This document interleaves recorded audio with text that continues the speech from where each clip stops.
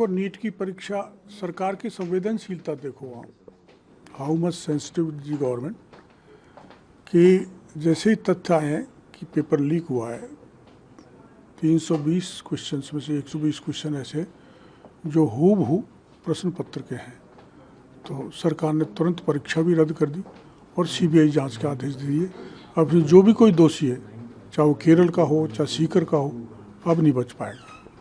और जो विपक्षी बयान दे रहे हैं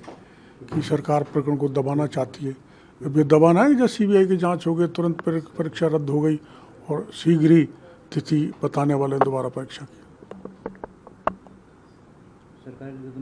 मतलब विपक्ष के लिए, हाँ विपक्ष कह रहा है, देखो विपक्ष ने तो गहलोत साहब ये दूसरे जो बयान दे रहे हैं इनके, तो मैं आप सब गवाही हो कि 18 में से 17 पेपर लीक हुए थे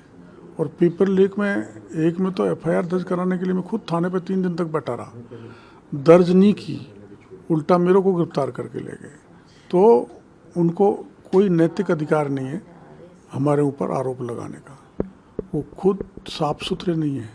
उन्होंने सबसे ज़्यादा पेपर लीक कराए। लेकिन हम इसके प्रति गंभीर हैं कि जो सीकर में घटना हुई है और अब सीबीआई जो भी कोई होगा उसको कानूनी दंड दिलाएगी। एक सर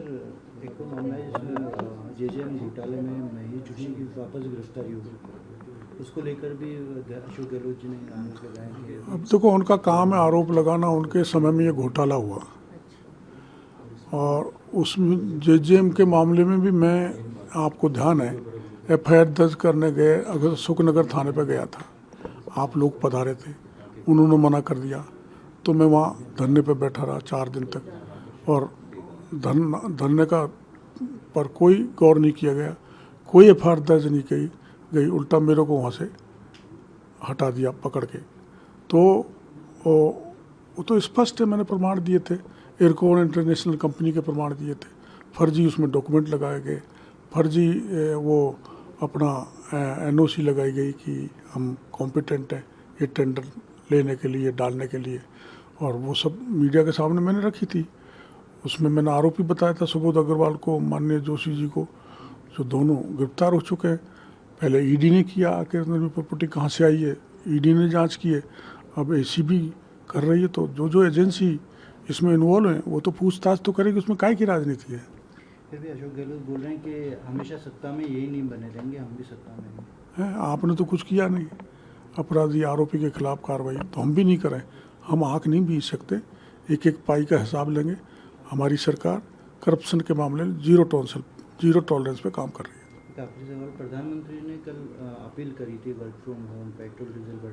बचाने और सोना ना खरीदने की, इसको लेकर भी प्रधानमंत्री जी की अपील राष्ट्रहित में है और मेरे को भरोसा है देश की जनता उनकी अपील को वैसे ही स्वीकार करेगी जैसे कोरोना के काल में किया था। और देश की आर्थिक स्थिति, आर्थिक सेहत अच्छी बनी रहे, उस दृष्टि से प्रधानमंत्री जी का बयान है, इसमें प्रतिपक्ष को विरोध नहीं करना चाहिए।